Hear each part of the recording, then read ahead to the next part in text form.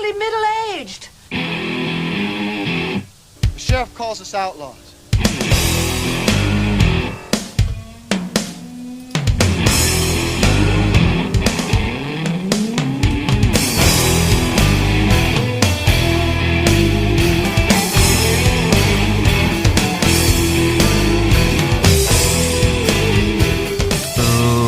Ladies and gentlemen, boys and girls, children of all ages, welcome to episode 10. That's right, episode 10 of the Middle-Aged Outlaws podcast.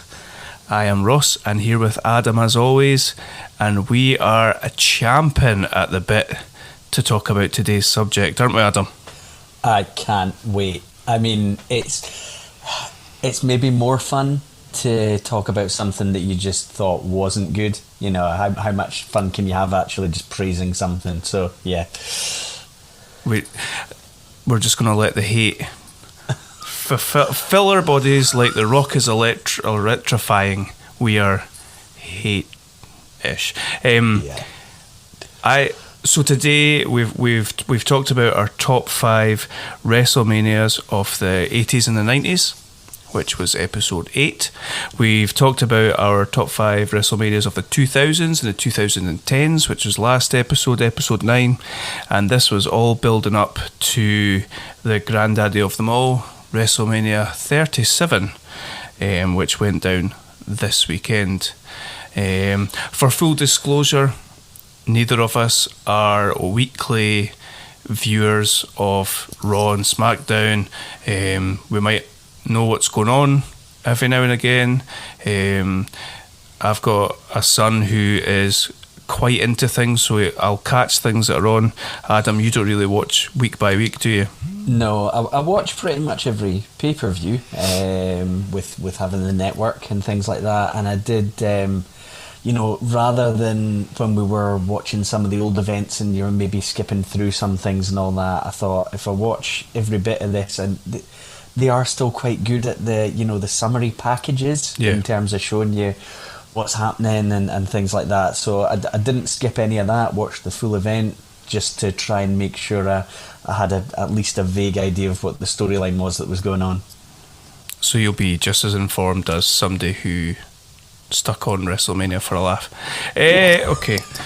So what I was trying to kind of give a bit of context to is that we're probably not the targeted demographic for this current WrestleMania, but we thought we would give it a bash, try and watch it all the way through without skipping, which was a thing, and give her a review this week. So I think you're the same as me, Adam. I went into this with optimism. I tried to have an open mind and give it a chance.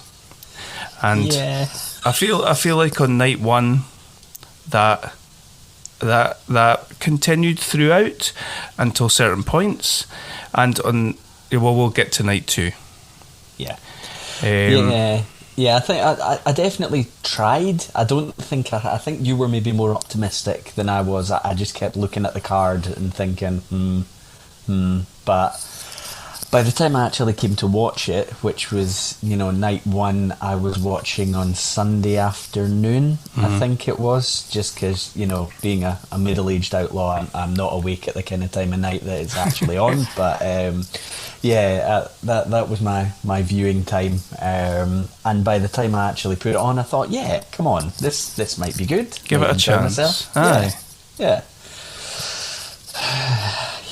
Before we jump in, there's obviously a lot on WrestleMania week.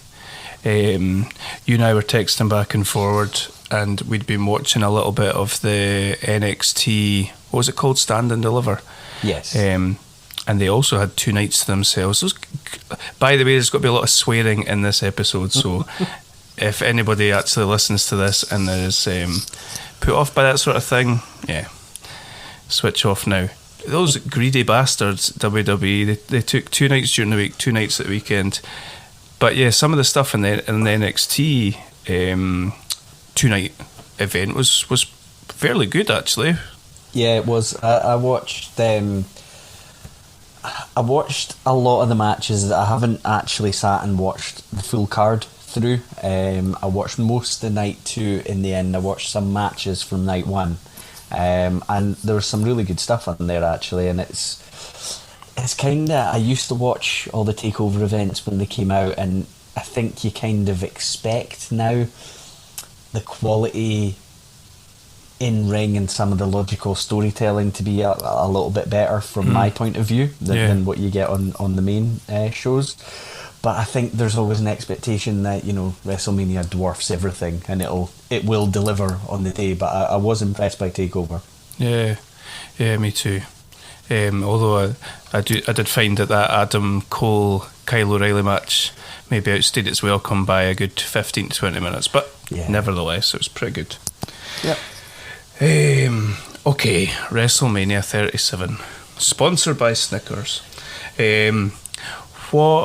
Before we jump into this, I'd texted you earlier and we were talking about demographic, and I just wanted to very quickly, before we get into the meat and bones of this, who do you think that the current product is targeted towards? Genuine question. I really struggle with this because I was aware when I was a young kid it was kids, you know, that was all WWE was all colour and, you know, over the top characters. Yeah, and I think at that time, you know, the WCW product was the more hard hitting and things like that. And then, you know, through Attitude Era it was pretty clear who it was aimed at. And then I also thought, you know, a few years ago with, you know, Cena very prominent and things like that, it was aimed at kids again. I can't answer your question because I can't watch this and actually know who this is aimed at. And I am aware, I mean, I don't have any kids, I'm not watching it, you know, with a younger person who might enjoy some of the content, so I didn't want to assume that it wasn't aimed at them, but it doesn't feel like it's aimed at them, to be honest. My view is that it's a bit all over the place.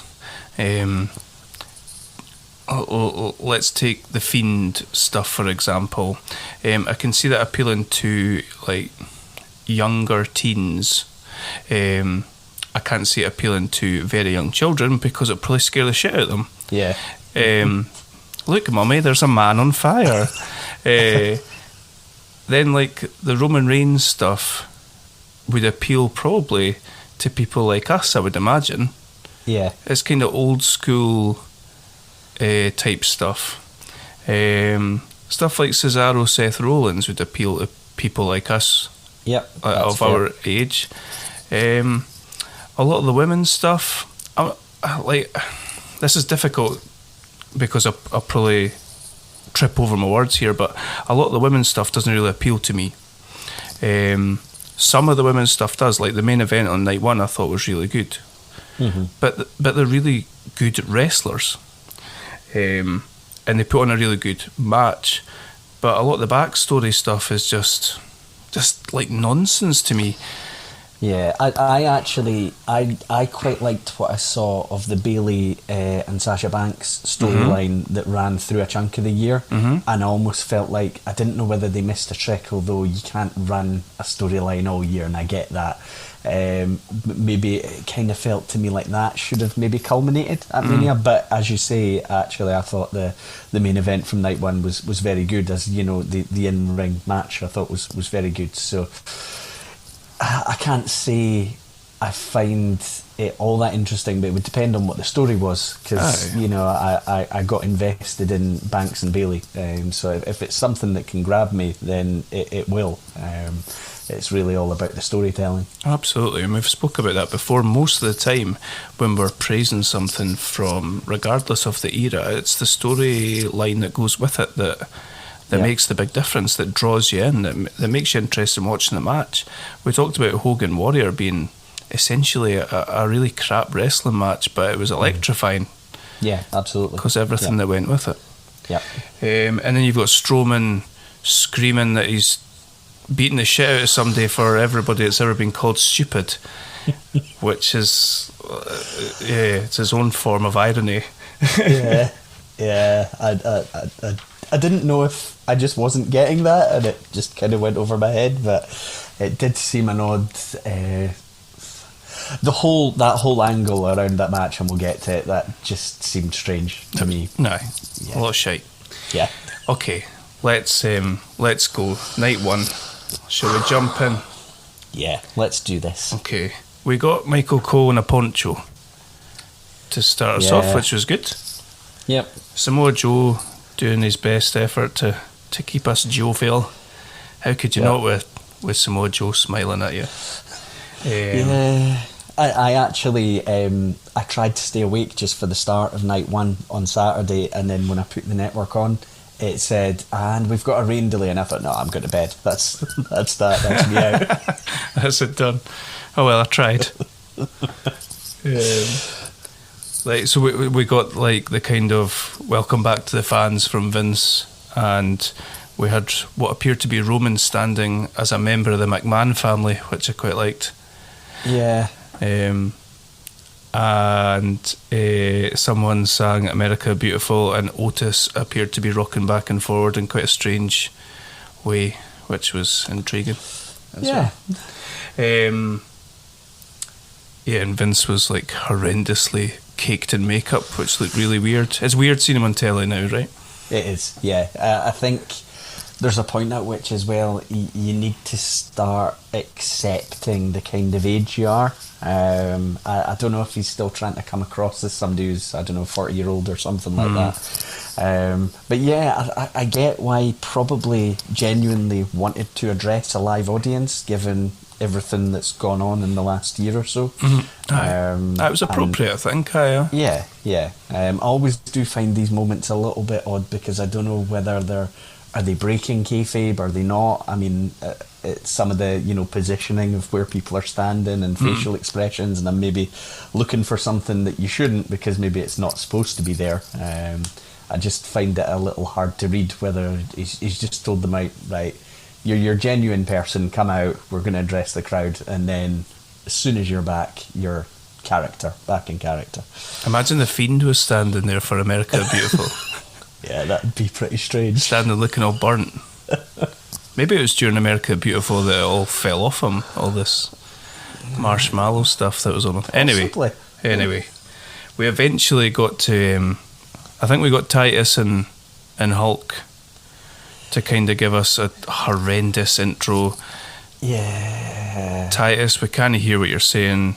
Hogan, you're either reading, you can't remember his script, or he's reading a prompt or something. It wasn't good. Yeah, it was quite awkward. And then I'm not sure whether, because they weren't out an awful lot. No. And I don't know if you do a couple of rehearsals and they think, we're just going to do this once a night. Because normally if somebody's the host, they appear a few times through it. It's an odd thing, the host of WrestleMania. I don't know when it started. The Rock, maybe? The Rock's done it. Was that 32 or something? Hogan, I think, was technically the host of 30. But oh, really? Yeah, because they had him come out at the start, but then you had, Austin came in the ring, and then Rock came in the ring, and all that. Oh, that's right. I remember that. I suppose you can't miss with that name power, but I don't know why it's a thing, and it then I found what they had Bailey doing a bit strange, but again, having not followed TV, I don't know if that played into what she's doing on TV just now, maybe. I think she has a talk show. Okay. That's what she was doing. She's quite a good wrestler. Yeah. So we got the chance to have our WWE Championship match starting us off. Yep. Which was not a shock when we found out that Banks and Belair was going to be the main event, but a good way to start, I think. Yeah. I think the way they sort of positioned the matches through the two nights was fairly logical. I think you want to get off to quite a hot start. I think you ideally want to get the crowd going, especially when there's been a rain delay. And I've no doubt they planned this long before anyway, that this would be match 1, but you want to get people going quickly. And to be honest, there weren't a whole host of matches I was all that excited about looking at the card on paper. This one did intrigue me a bit because I've not seen an awful lot of Lashley as champion. You know, that all happened on TV, that sort of side of things. And Drew McIntyre's obviously somebody that they built for, you know, the Rumble and then Mania after a sort of slow climb in terms of his position since he'd come back.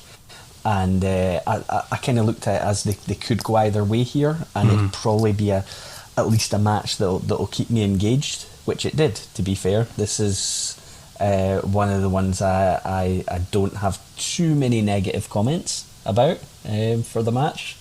Not sure what your thoughts on that were. No, I'm fairly similar. We'll get to the finish. I had an issue with the finish, but something that immediately got my back up was Michael Cole's comment.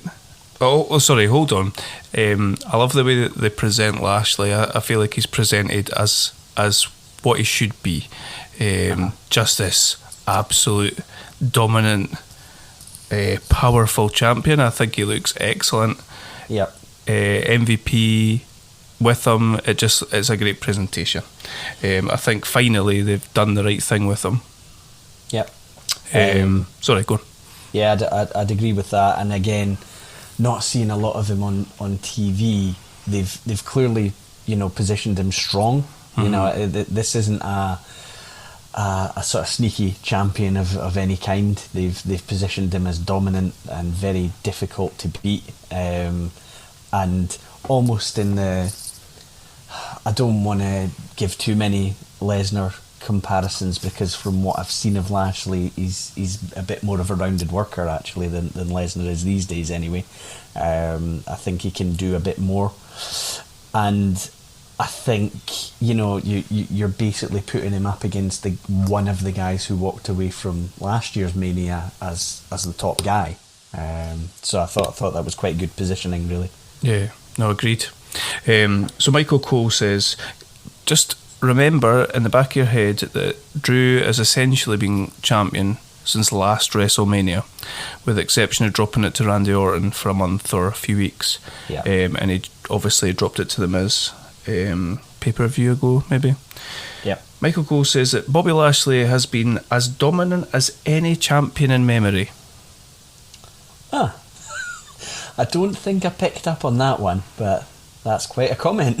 I think he should get tested for amnesia. Anyway, I liked the way that this started. I liked Lashley really showing his power. A lot of the time he was overpowering McIntyre, and then Drew would come back. Drew's really a really well-rounded wrestler. He can do everything essentially, and he showed that. He had the suplexes, but he also had his dive over the ropes where MVP and Lashley did not catch him, and he probably rattled his head off the floor. I find Drew like really engaging to watch. He's got a good personality and he brings that with him in the ring. Yeah. Lashley kept... sorry, I lost you there for a second, sorry. Oh, no bother. I think I totally agree with a lot of what you say, and I think there was a desire to have McIntyre take this role of guy that won't give up, and he keeps coming back, and obviously that kind of keeps him pretty strong, you know, in a sense that there was no quit in him, and that obviously plays into how they finish the match, which you can speak about when we get there. But I thought there were some pretty good looking moves in there as well. There was a sort of DDT combo by McIntyre, and it's one of those where you need McIntyre to have a level of offense, even though he was almost playing the kind of underdog and the slightly weaker guy. But for Lashley to become this dominant force, he needs to be able to, you know, overcome the offense from somebody as sort of big and imposing as McIntyre. Yeah.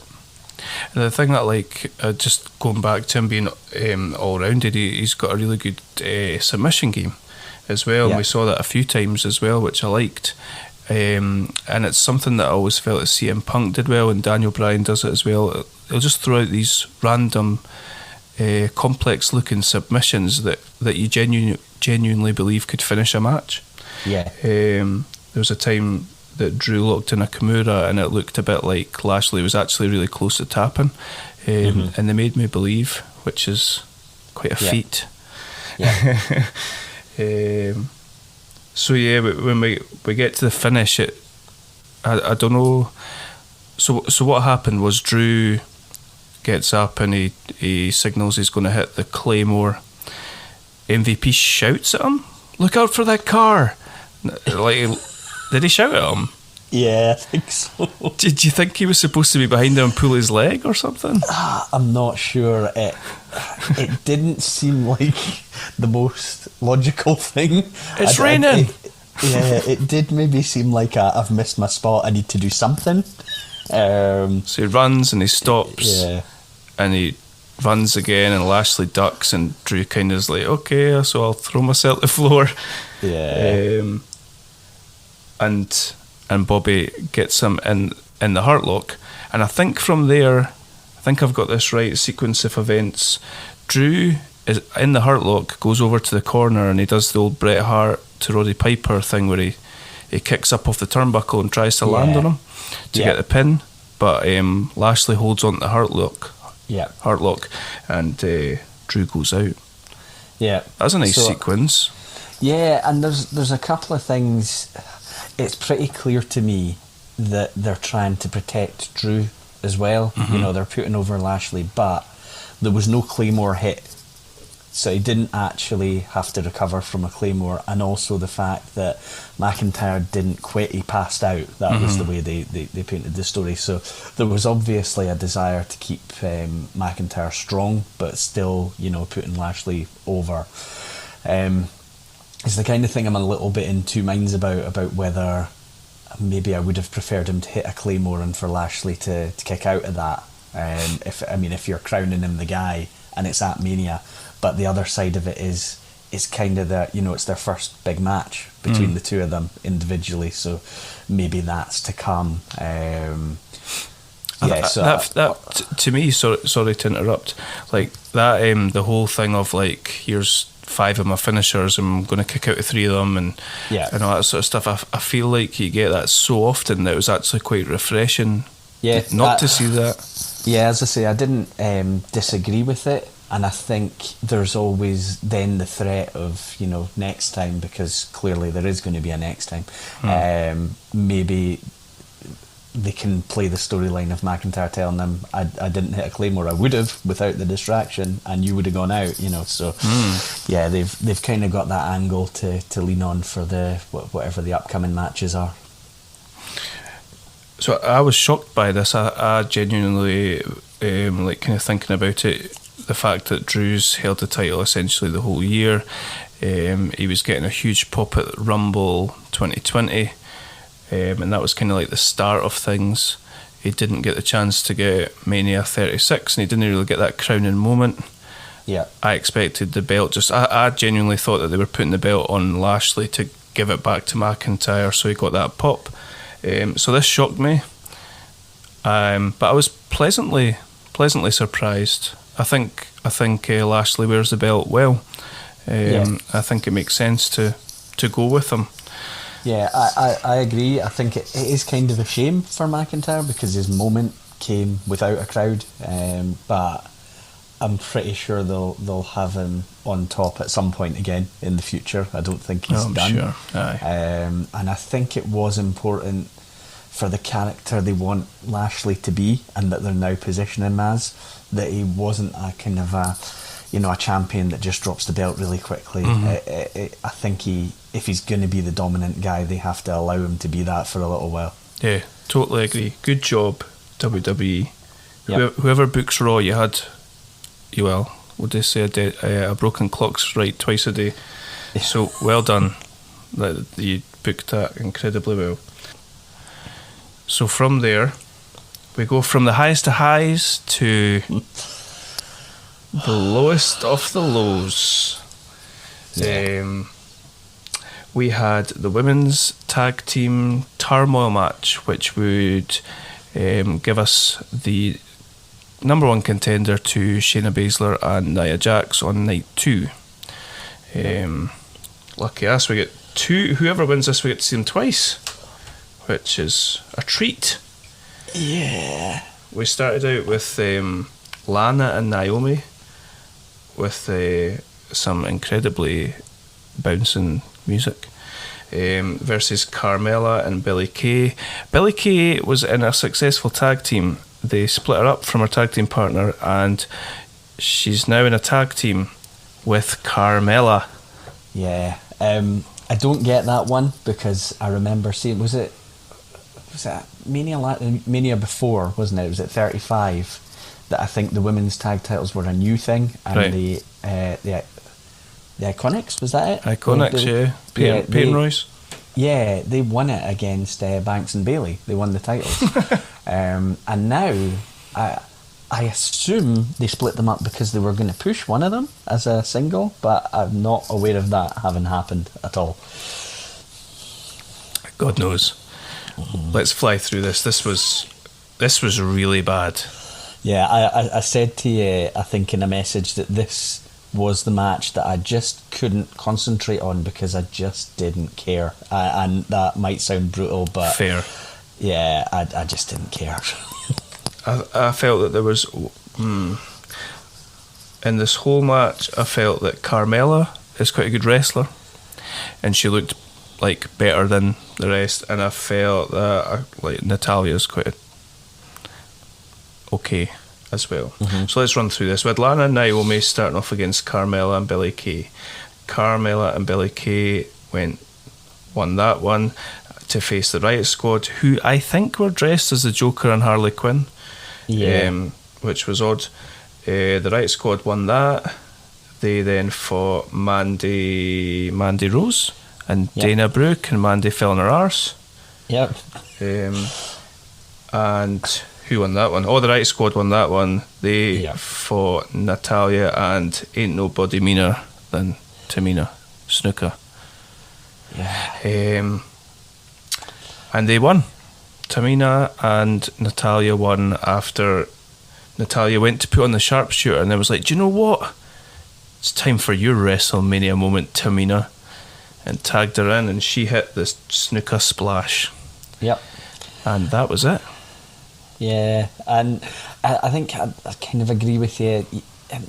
Natalya kind of stands out as I think a high quality worker who was involved in this situation. I wasn't sure going in whether many of these were established teams or just kind of thrown together last minute.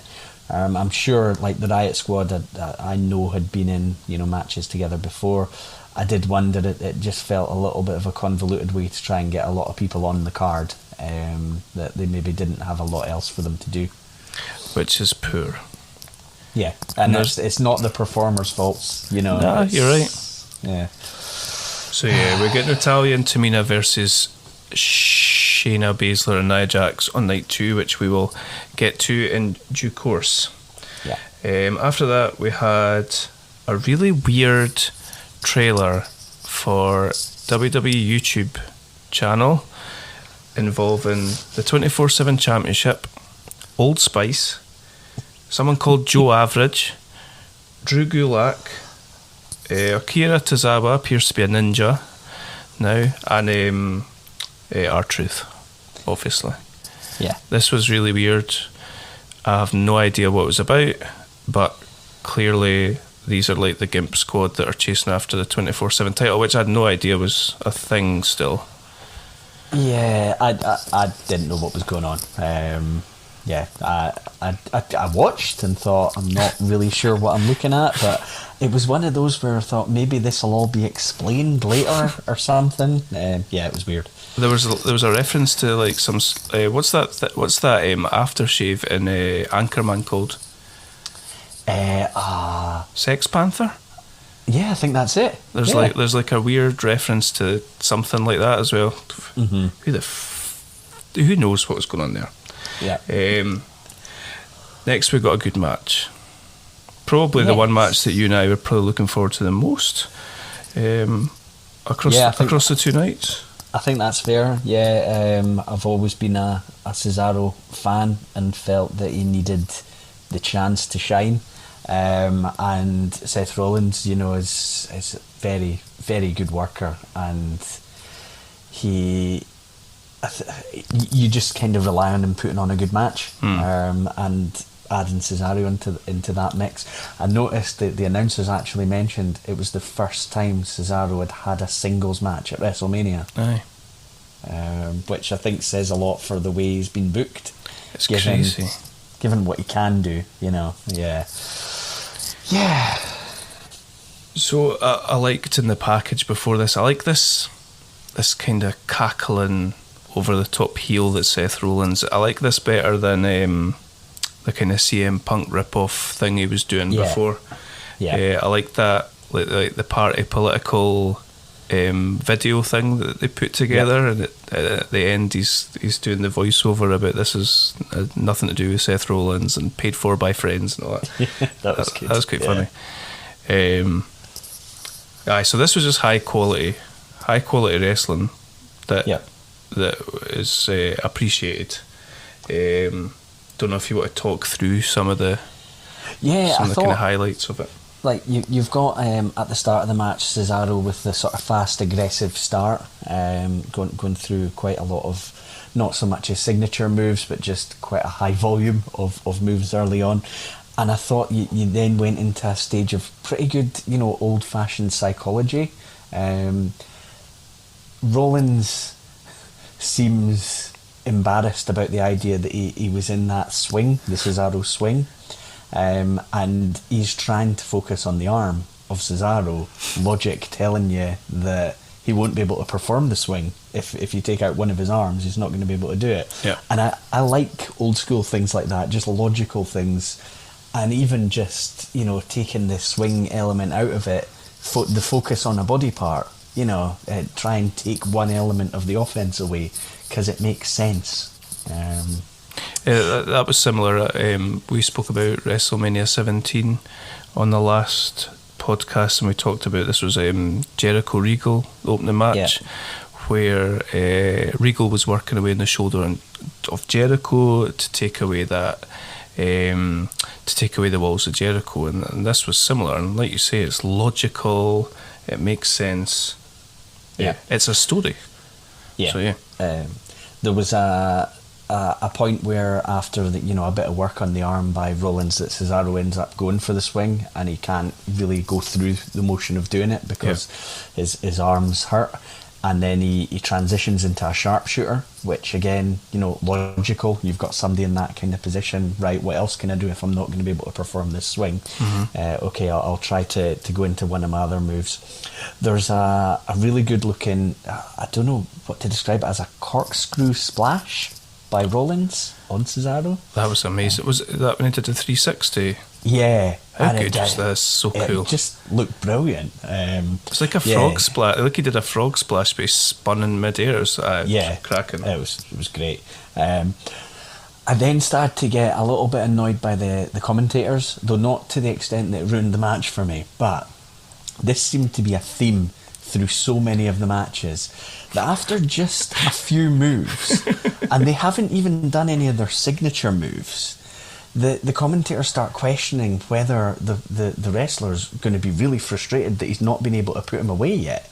And I'm looking thinking, there's been no curb stomp. I'm just looking thinking he's so much left in his arsenal that he can actually do, both performers.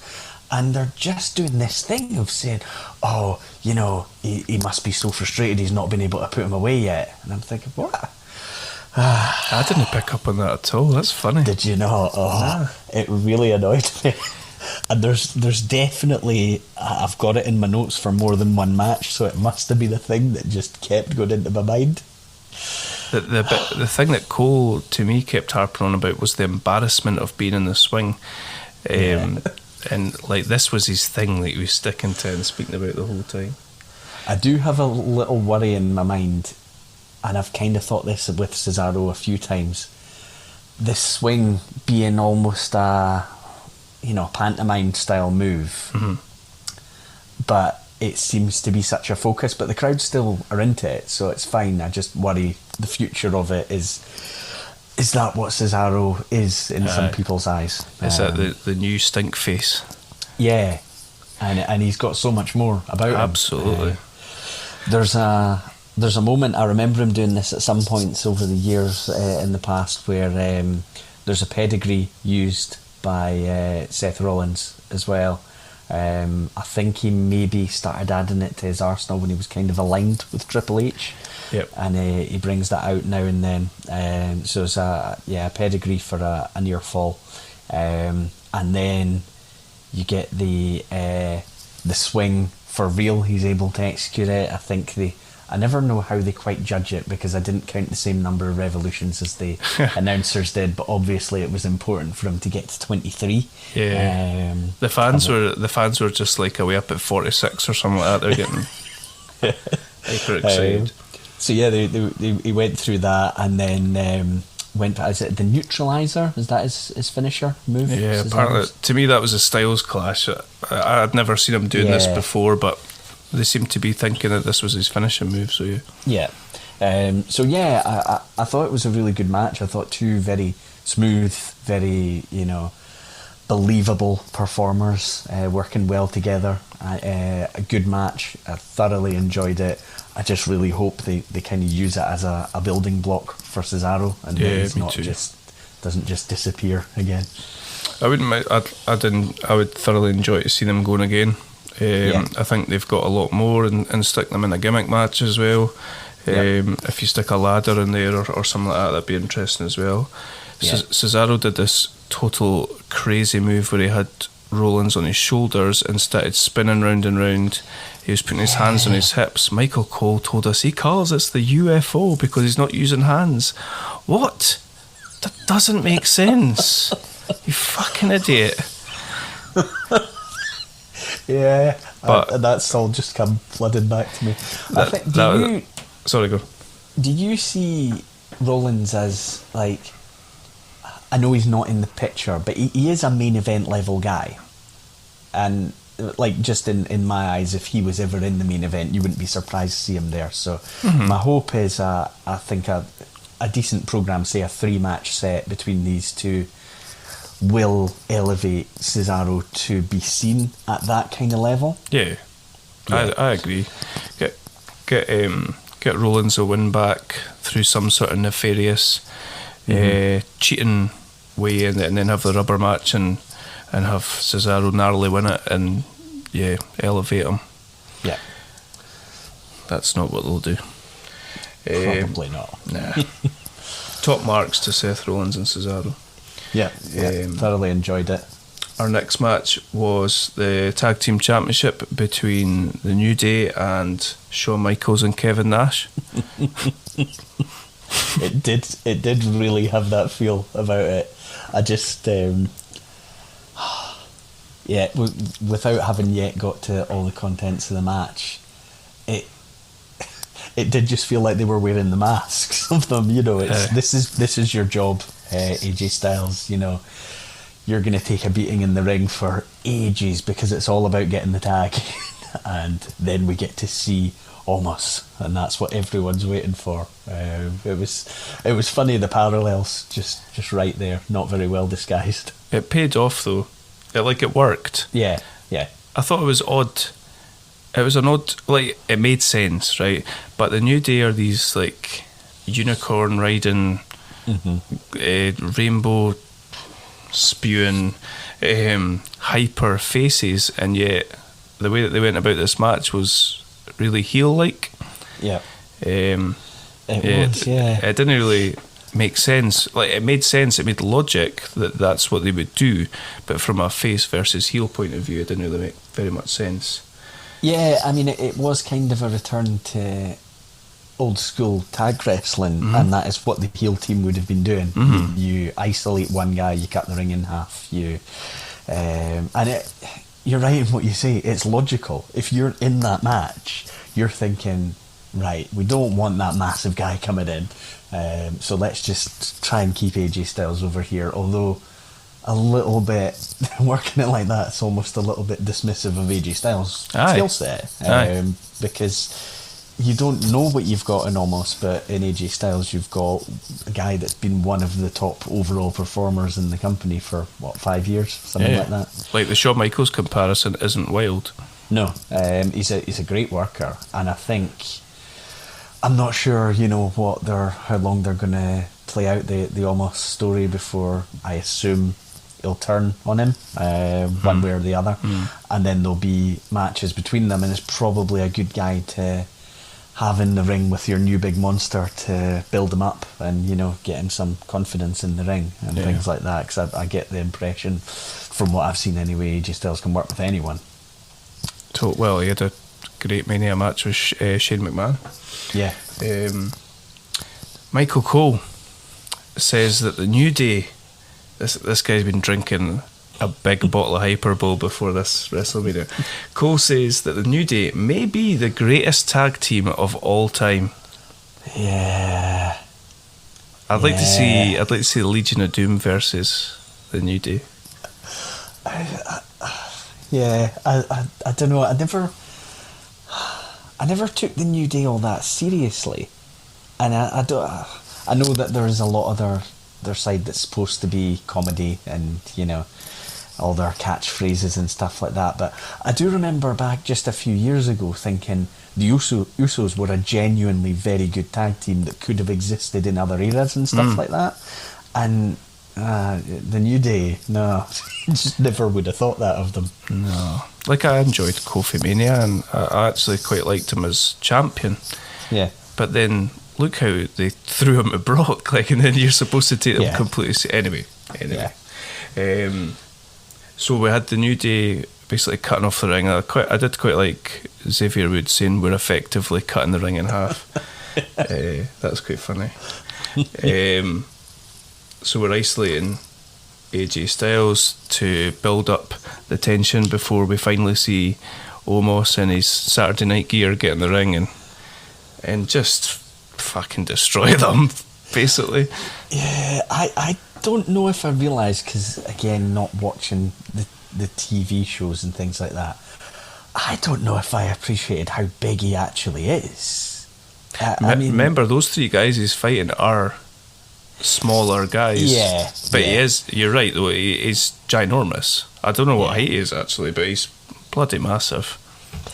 Yeah, I mean, when AJ Styles went on his shoulders to deliver the phenomenal forearm, I was looking thinking he's got quite a height going on there, but he's I don't know whether, obviously I think in the old days you would now have almost having matches against squash guys and things like that, which aren't really a thing on TV because there's too many stars to put people in squash matches, but I'm assuming they're going to feed quite a few people to him pretty soon now. Like, how can you not now that you've seen him? Yeah. I suppose the only issue with putting the tag team titles on them is that they're kind of tied up in that. With not many tag teams really. We were speaking about that. I can't really think of many tag teams. Yeah, I suppose it might form. You've quite often had situations where people have had the titles, but there's they could even start creating the division between them, while they're tag champs and things like that. Yeah. So we could see something like that. I didn't realise going into this that this was AJ Styles' opportunity to join the club of wrestlers that have had the world title, the Intercontinental title, the US title, and now the tag titles. Yeah, Grand Slam champ. That's cool. Yeah, it's especially not having been in the company all that long. I know it's a few years now, but it's quite a career he's had. Absolutely. So that was an entertaining match. For what it was nice to see Omos and what he can do. Yeah, I think it got the job done. I think it did exactly what it was designed to do, that match. Aye, totally agree. So, yeah, again, we go from a high to Braun Strowman versus Shane McMahon with, who did we have? Oh, we had Jerry King Lawler coming out for God only knows why. Must be a big Shane McMahon fan or something. Yeah. So we had the cage match. So did you understand the backstory having watched the package? I understood what they were telling me the backstory was. Still, that's two different things, right? Yeah, I still couldn't really see it as justification for this being a WrestleMania match. I hated it on paper when I saw it as, you know, Braun Strowman v Shane McMahon in a steel cage match, just because I get having you know, a Shane McMahon in a storyline, or a Vince McMahon in a storyline or whatever, and I wouldn't hate it that much if there was some ongoing multi-months long logical storyline that Shane then ends up in the ring in a match. That's fine. Yep. But this, to force it in a very short period of time with no real angle, and then just for the sake of, it felt more like for the sake of getting Shane McMahon on the card rather than that's Braun exactly Strowman what it on the was, card. wasn't it? Aye. Yeah, I just don't get it, and it didn't appeal to me, and it didn't really suck me in while we were watching it either. So we had Jax Taylor from Sons of Anarchy and Elias come out and jump Braun Strowman whilst he was just walking down to the cage. Yep. They go to town with a couple of chairs, I think, on Braun's leg. Yeah. Which causes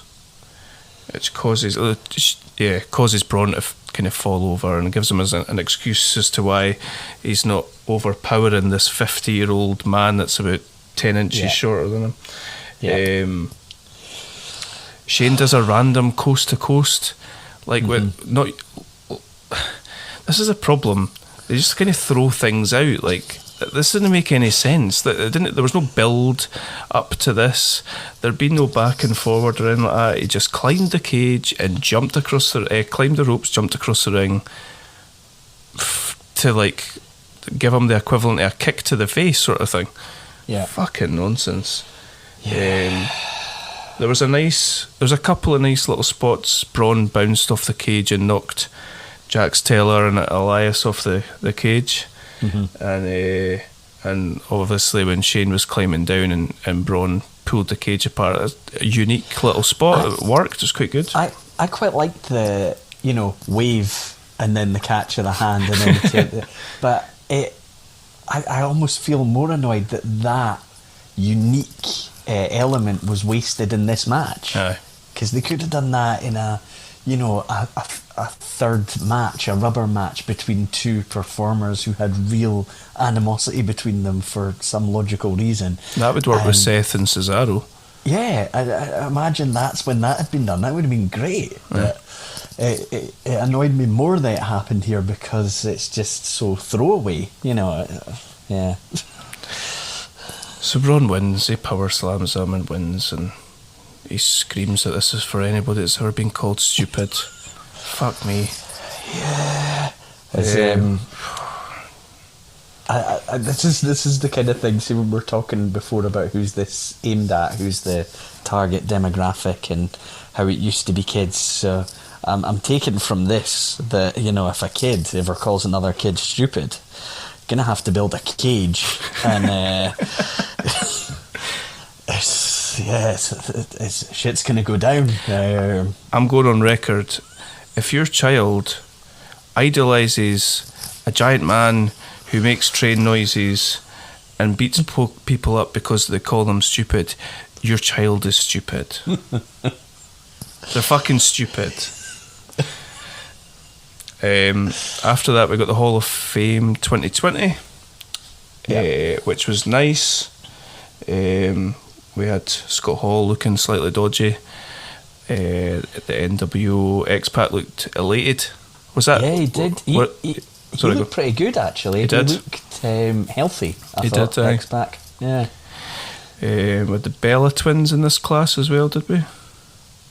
I'm trying to remember between... There was the 2021 and the 2020, wasn't there? Yeah, I think Bella's were 2020. It was quite stacked. They were both quite stacked. Yeah, they were. Cause I think the NWO were the headline for 2020, weren't they? And Kane was maybe headline for 2021. Yeah, I think.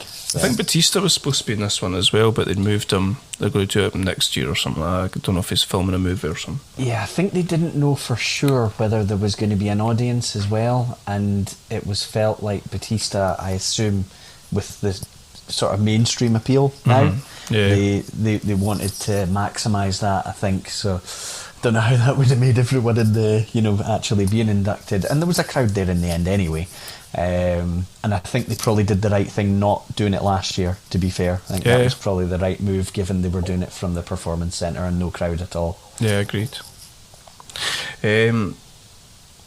Right, here come the expletives.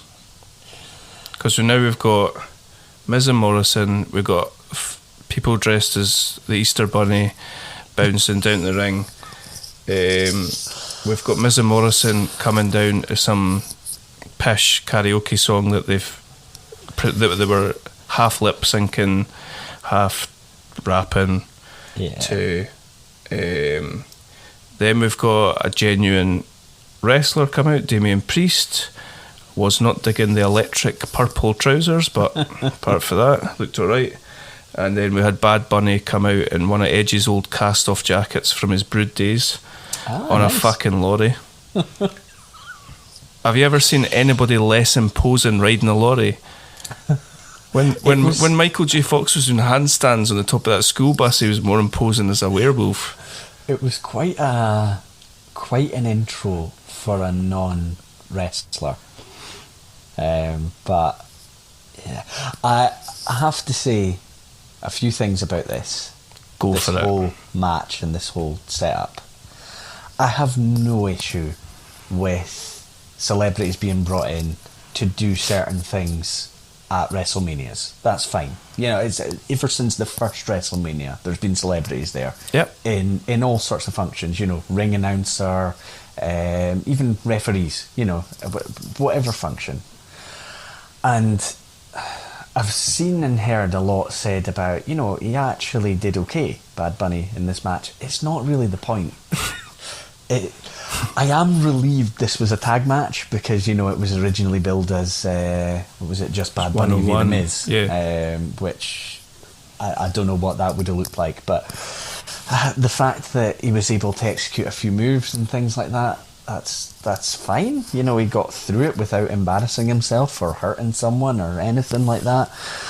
But I just don't get why he's in that spot. The only reason he's in that spot is because he's got, 20 million, 40 million Twitter, Instagram followers.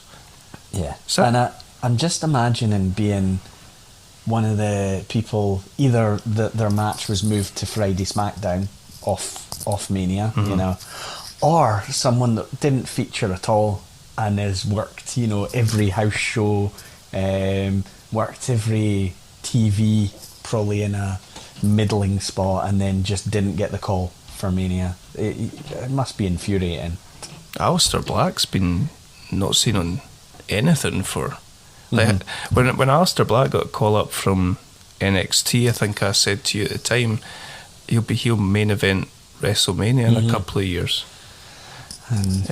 All those guys that were in that Andre Battle Royal on SmackDown, like you said, the really good 4-way tag match on the SmackDown for the SmackDown tag team titles. I don't know if you've seen that or not. I didn't actually. Street Profits, Dolph and Robert Roode. Yeah, they showed like a highlights package of it, I think. Right. It might have been on the pre-show, right. Which I kind of skipped through. The Mysterios and Chad Gable and Otis, they put on a really good match.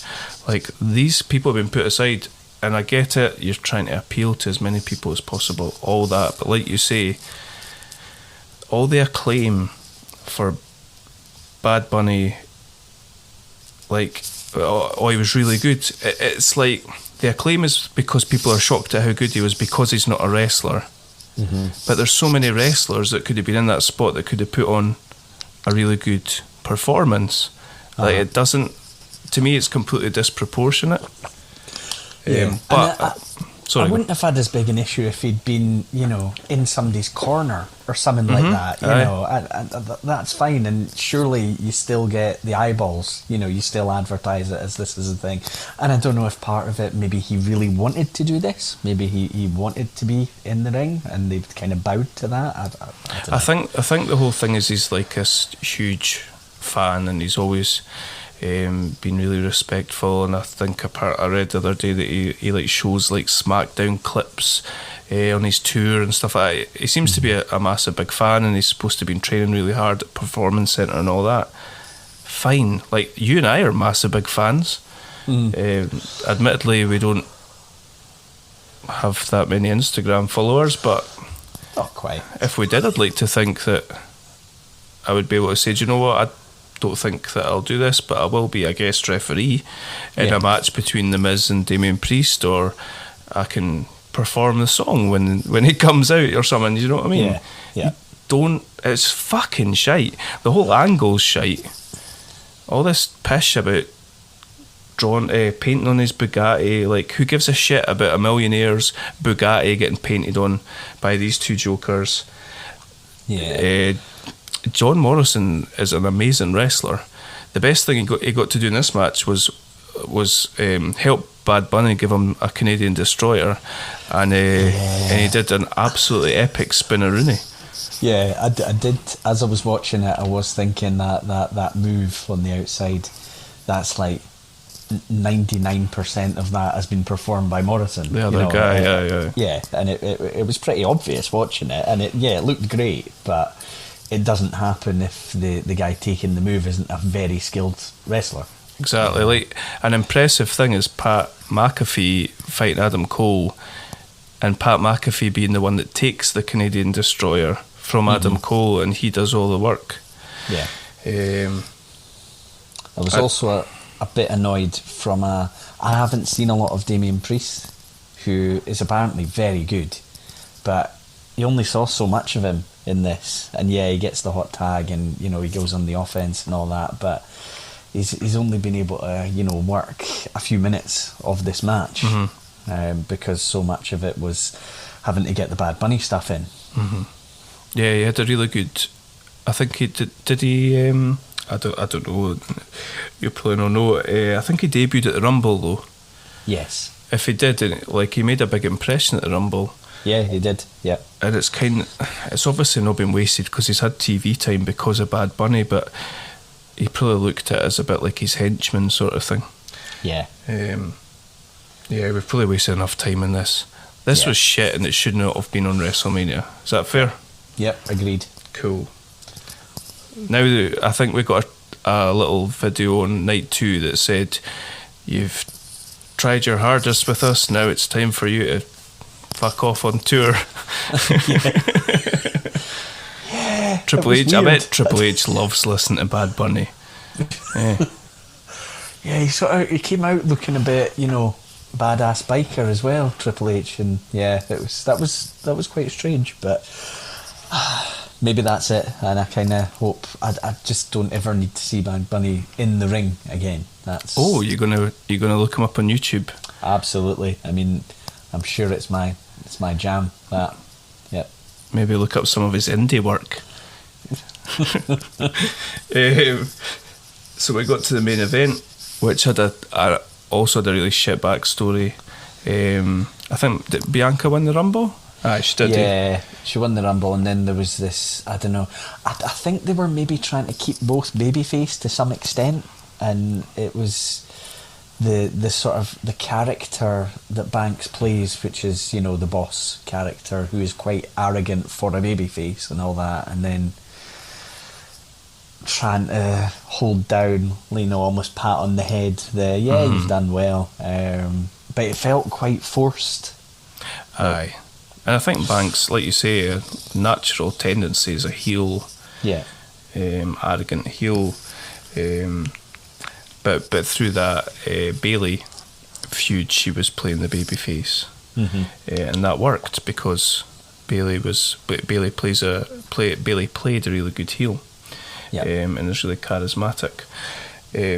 Nevertheless, Michael Cole Must add another shot of hyperbole. Sasha Banks may go down as the best ever. Yeah. He didn't say the best woman ever, or the best women's SmackDown champion ever. She may go down as the best ever. Yeah. He was on a bit of a hyper, wasn't he? He was getting a bit ahead of himself. And I always feel a bit bad because you don't know what he's saying being told and what he's being fed. So it did seem a bit of a stretch, that one. I think there's every chance she has a very, a stellar career. It's going to be a good career. And there's already plenty of accomplishments, but you can't get... She wasn't even an afterthought when we were going through our top fives. She wasn't mentioned. Damn it, what are we thinking? And we might have to revisit that top 5 GOATs conversation. Yeah, we'll say, sorry Ric Flair, you're still out, but we are amending it. Fuck The Undertaker. Here's someone with a real WrestleMania streak. Sasha Banks 0-6 at WrestleMania. This had a couple of good bits. Like, I thought, the in-ring story's good, actually. Aye. Sasha Banks was really good. And Belair's just an absolute machine. That gorilla press, I've never seen anything like that before. The gorilla press on the outside, and she walks up the steps with her still holding her. Yeah, that was cool. I've got written down here worst frog splash I have ever seen, but I don't know who it was. Just check my notes and see if I say anything about that. I don't seem to have written anything down about that. Yeah, not sure. I did notice, see at the start, they were playing, Belair was quite emotional, almost in that I can't believe I'm here, I can't believe I'm, in this match at this event type thing. And Banks was continuing the sort of cocky, Sasha Banks routine, which was quite a nice contrast. And then, they've, as you mentioned, that press slam walking up the stairs, that was just impressive, and I think she held her up for a suplex for a really long time as well. Which was just impressive show of strength. Yeah, she also did a really impressive 450 splash. And Banks put her knees up. That looked genuinely sore. I don't know how that wouldn't hurt. That was good. That was a nice sequence, that. And it was quite like they did a really good job of, just like you're saying there, portraying the emotion. Bianca Belair, she shows her emotions in a really genuine way as a face. I've seen her in NXT as a heel, and she works really well as a heel as well. Okay. Which bodes well for the future. Yeah, absolutely. I hadn't really seen this happen before, but they were using her hair against her on quite a few occasions in the match, which I thought was quite an interesting twist and a way to use things, and quite logical as well if somebody's got hair like that. Warrior should have tried that with Hogan. That's what that match was missing. I just got a really funny image in my mind. Stop pulling my hair, brother. Awesome. Yeah, I don't have much else to say on this. I enjoyed it for what it was. I think I had a bit of a sour taste in my mouth from Miz Morrison and Bad Bunny and Damien Priest, but I think this did what it was supposed to do. Raised the emotions, raised the stakes, and went out on a high. There was the finishing sequence was quite good, and then Michael Cole. Oh God. He seemed to convince himself that there'd been a kick out, and I don't know. There's just this few seconds where I'm looking, thinking, I think she's won. I don't think there was a kick out, and then the other announcers are kind of a bit quiet, and you're like, he's just fucked up. That's all it was. That was weird. I've got to assume. I know JR always used to say he didn't want to know the outcome of the matches, because he wanted to call it as if, you know, somebody's seeing it for the first time and he wants to be able to react that way. I assume Michael Cole wouldn't have known what the finish was, and he must have genuinely thought that there was a kick out. It was weird. That's the risk you run, I suppose, with that sort of thing, yeah. But it kind of, it's not taking away anything at all. But like if you go back and watch that again, you'd be like, what are you on about, mate? Yeah. Aye, that was odd. But aye, a nice way to finish night one, which was on the whole passable. Yeah, I mean, I think for me, if you look at the, you know, Lashley McIntyre being a solid match, Cesaro Rollins being very good, you know, the almost situation from that tag match, and then that main event, I think there was enough in there for it to be, you know, a decent night. Yeah, agreed. And if that was a one-off pay-per-view, it would be a good pay-per-view. Yep, yeah, I think so. Night two. Right. I've got an exclusive for you, Adam. Okay. Just bear with me 2 seconds. I'm going to get a little bit of footage, because I managed to speak to a friend of the show, Randy Orton. Just to find out what he thought about his match with the Fiend. So just bear with me 2 seconds. Okay.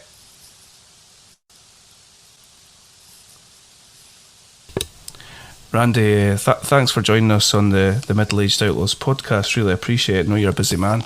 I just wondered what you made of your match with the Fiend on night 2 of WrestleMania. How do I put this? The absolute drizzling shits.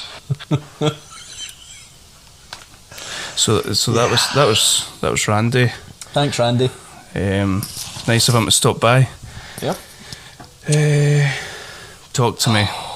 You know, right. you spoke about how night 1 they started us off with a bang with Lashley McIntyre. Yeah. This was a bad call.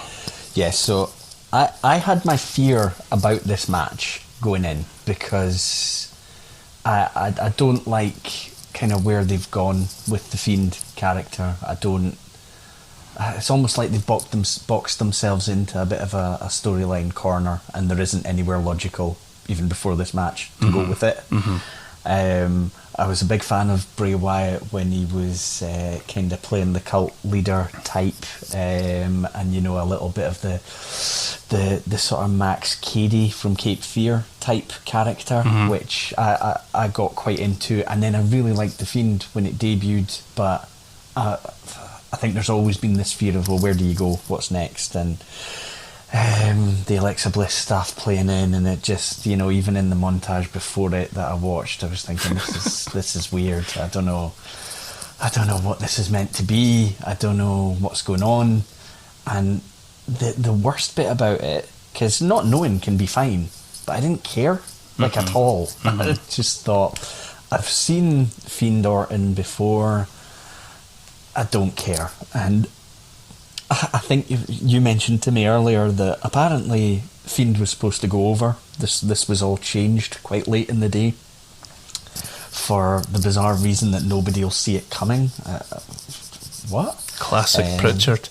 Yeah, and even if the Fiend had won, I mean, where do you go? Where is this going? Who gives a, like you say, who gives a shit? Yeah, really. And it felt like a waste of Orton, who, you know, is a good performer and can kind of go up against pretty much any opponent and anywhere on the card, really. Could be used to elevate young guys and things like that.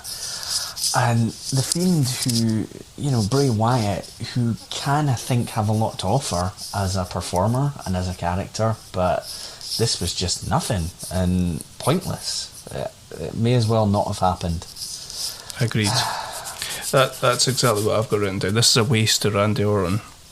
You've essentially wasted, by doing that magical, mystical thing that the Fiend walked through, where all the burnt marshmallows came off him before he came out. You've basically rubbed out. You've erased the last, whatever it was, last 2 months or however long this shite's been going on for. Yeah. I think they were selling merchandise based on him looking that way, by the way. That's awful. But you've wasted all that. It's gone, and now he's just back to being the Fiend. You've got all, like you say, you've got this nonsense with Alexa Bliss. By the way, you know these cameos that WWE are doing, and you can pay $500 to get a cameo. They must be working with the FBI or something, because they need to have a list of the people that are requesting a cameo from Alexa Bliss behaving like a little girl. Yeah, that's pretty weird. That's questionable behaviour. Anyway, Yeah. if you are buying a cameo from Alexa Bliss for $500, we will find you. How about that? Or we'll get Chris Hansen to find you. That's better. That seems like less effort for us. Right. Yeah. Have a seat right there. Aye, like you say, and so they've got her come down. Randy looked pretty cool in the white stuff, I thought. Yeah. Rare to see him in that colour. Alexa comes down, opens up this big fucking gimmicked box. The Fiend comes out. Like, it's all theatrical. That's the problem with the Fiend, is he has to get in the ring and wrestle. Yeah. And you take everything away when he gets in the ring. Yeah. And I think the thing is, you know, he probably can wrestle. It's just not. He's just got Bray Wyatt. It's just Bray Wyatt, isn't it? Yeah. He's doing the exact same stuff as Bray Wyatt ever did. Yeah. And yeah. I think unless you're The Undertaker as a gimmick, it's going to have a shortish shelf life, and it's gone. It needs. He needs to find a totally different character, I think, and then you kind of have to accept that that's probably going to have a short shelf life as well. I think it's going to be about reinvention and how they do it, because this for me is done, and I'm sure I'm not alone. We're not alone in that. It's just done. Move on. Well, we'll get more matches for it though, won't we? We'll probably get more of it. Yeah. So I don't know. I've not watched Raw or anything like that, but I think I read that Alexa Bliss believed, this could be totally wrong, but I think I read that Alexa Bliss believes that she is more powerful than the Fiend, and she can exist without him these days. That's why she had oil, pish and fair eyebrows. Of course. I should have realised. All makes sense now. There wasn't even a good reason behind it. People were theorising what if it was to do Aleister Black, because of the way she was sitting and all that sort of stuff. That would have at least been half intriguing, interesting, maybe. Please give Randy Orton's son better to do. Yeah. Like you say, stick him anywhere else on this card, and like stick him in that Sheamus and Matt Riddle botch fest. At least he would. I don't know. He doesn't seem to care, does he? And I don't think, you know, when I watched the Broken Skull session with him, he did talk about the fact he doesn't say no to an awful lot of things, but clearly, like even when he was asked to work with Drew McIntyre, apparently at first he was like, really, I don't know, you know, what am I going to get out of that? But he ended up really enjoying the program. Maybe he thought, with this, maybe I'll enjoy it when I do it, but he's probably regretting that now. We'll see where it goes. No, actually, we won't see where it goes, because we'll probably not be touching anything current for a long time. It didn't get any better. We had our victors from night one, Natalya and Tamina, taking on Shayna Baszler and Nia Jax for the women's. Is this the women's tag team titles, or is it Raw tag team titles, or are they just Universal? I don't know. I've just written women's tag team titles, but don't take that as a... Who cares? Yeah. This was kind of... Shayna Baszler's good, and I liked her in NXT. She had a fairly decent match with Becky Lynch last WrestleMania. Yeah, I think she strikes me as somebody that Vince just lost all of his interest in. She's not a sports entertainer, is she? Yeah. she's a bit too, I think, MMA style for Vince to hold enough of an interest. But at least she was still on the card, I suppose. True. But yeah, it didn't. Yeah, I wasn't very interested. Aye. I actually thought that Baszler and Jax might drop the titles and they might do something different with them. It wouldn't be the worst thing in the world for them to do something with them with that Raw Women's title picture, because, well, we'll get onto that. Yeah. But yeah, just, I don't know about you, but watching this match, I was getting flashbacks to WrestleMania 3 when Tamina slammed Nia Jax. It brought all that feeling of Hogan slamming Andre right back. It wasn't the most convincing slam I've ever seen. It was like, here, jump up and then fall back down again. Yeah. Aye. Shayna Baszler and Nia Jax retain their titles. We don't care. Yeah. The next match, two guys that I think we both are fans of, Sami Zayn and Kevin Owens. Yep. I appreciated some of the stuff that Kevin Owens did with Roman Reigns round about the turn of the year. He had some good matches with him, and I've actually written down here that I felt that Kevin Owens he deserves being involved in some sort of main event, a WrestleMania main event. Don't think he's had one. No, I don't think he has, and I agree. I, like you, really like both Kevin Owens, Sami Zayn. Two guys that I think have kind of been, especially Sami Zayn, underused a bit over the last couple of years.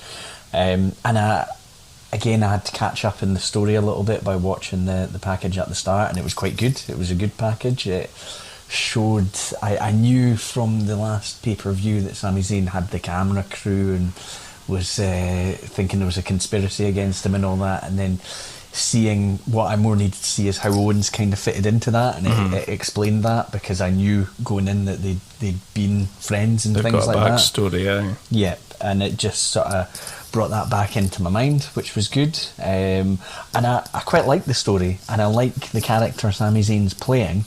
I think it kind of suits him. He's playing it in a very believable way, and it's just giving him something to, I think, probably sink his teeth into a bit. And I thought the whole story of, Kevin Owens as the friend who's like, look, just listen to me, just hear me out. If I see anything, I'll speak up, but you're kind of flying off on this conspiracy theory thing. And I thought this is all very believable storytelling. I liked it, and I didn't hate the match, actually. I thought the match was pretty good. They have chemistry between them. They can work together. I wasn't as big a fan of the involvement of Logan Paul, but at least he, throughout the duration of the match, he wasn't in the ring. He was kind of just sitting on the sidelines looking on. So yeah, I thought it was a pretty good match, actually. Yeah, I definitely enjoyed it as well. There were some good spots in it. I liked the Michinoku driver that Sami Zayn hit, and I liked Michael Cole did something good. He shouted Michinoku driver. Somebody else called it something, and he called it Michinoku driver. So thank you, Michael Cole. We salute you for that. There was a nice series of offense by Sami Zayn. One of the moves I've written down was a brainbuster. On the apron? Yeah. That's hellacious. And he got quite a good bit of momentum going. And I think going into it, it's one of those where I was like, yeah, Owens is going to get the win. And you kind of know the way that it's all going to play out, in that Sami Zayn will be in some way having a confrontation with Logan Paul at the end of this in some way or another. But yeah, I quite like Owens using the stunner as well. Me too. I know he's done it a while, and it's one of those moves. It's always going to be associated with Steve Austin, Stone Cold. Of course it is, but it doesn't mean to say somebody else can't pick it up and put their spin on it and use it and things like that. It suits him. Yeah, it does. So yeah, I thought, you know, like you say, hopefully this is maybe going to be some momentum for Owens. I know he was in the title picture when he was up against Roman Reigns for a series. I think they did the right thing, not taking the title off Reigns, but I do think Owens is a guy they can use near the top of the card. I wrote down that Kevin Owens is Kane, and that doesn't matter where they put him, whether it's in tag teams or in the title picture, he can hold the title and you believe him. He can go all the way down to like US title or the Intercontinental title. Yeah. He fits in anywhere and he does a really good job anywhere. Yeah. I like the finish to this, the two super kicks and then the stunner. Like you say, the stunner works for him. Yeah. And I liked Logan Paul getting stunned as well. Yeah, that was good. And again, it was logical the way it played out. You know, you've got Logan Paul almost like, you know, aligning himself with the winner, and then, you know, the sort of logic of Kevin Owens being like, well, you know, why do I care about Logan Paul? Sami Zayn was my friend. You know, I'm not that pleased with the way this is all going. Yeah. And then just giving him the stunner kind of made sense, I thought.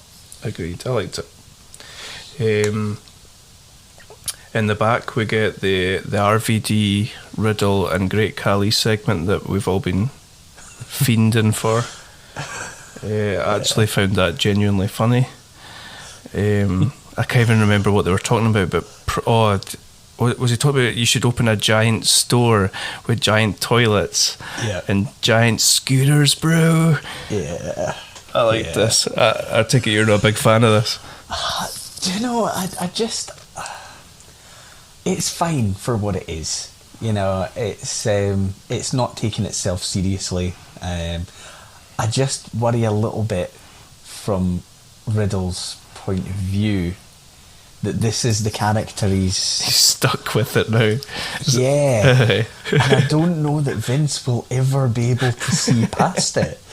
Because it's, you know, RVD being there was quite a, you know, it was... RVD was never that character in ECW, and then Vince just decided, this is how I see you, and I don't know if he ever moved past it with RVD. He likes smoking dope. Yeah. So yeah, I do. I just worry a wee bit from a future point of view for Riddle, if that's it now, if that's what he is forever. I do like the scooter entrance as well.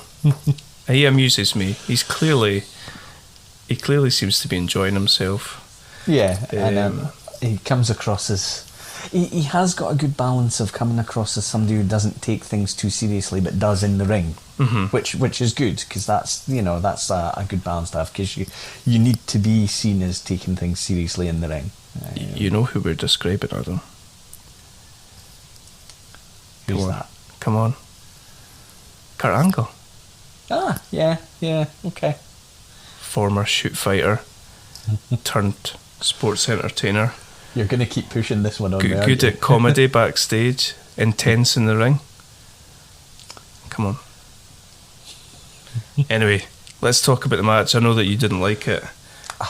Right, so I did mention to you that I was going to watch it again, because I watched it the first time and all I kept seeing were mistakes.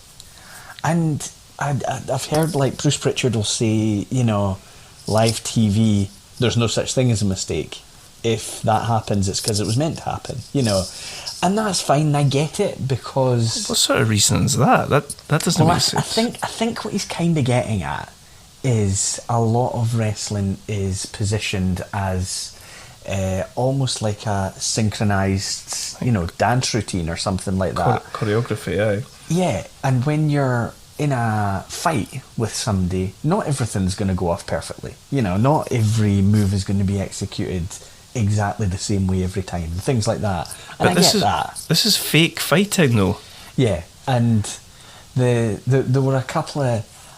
I do see a lot of upside with Riddle, as long as he doesn't get too bogged down with the birds. Bro, dude, you know, all that.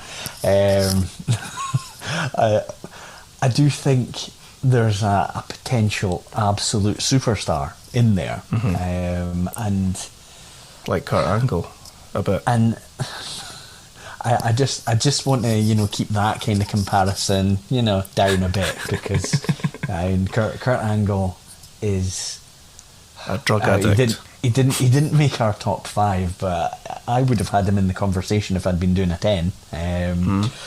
And there are some similarities, and he's clearly got amazing athletic skills, Riddle. And some of the moves, like there's a move where they're on the top turnbuckle, and he does like I don't know how to describe it. It's like a suplex, but he carries him over and lands on top of him, and it's smooth and it looks amazing.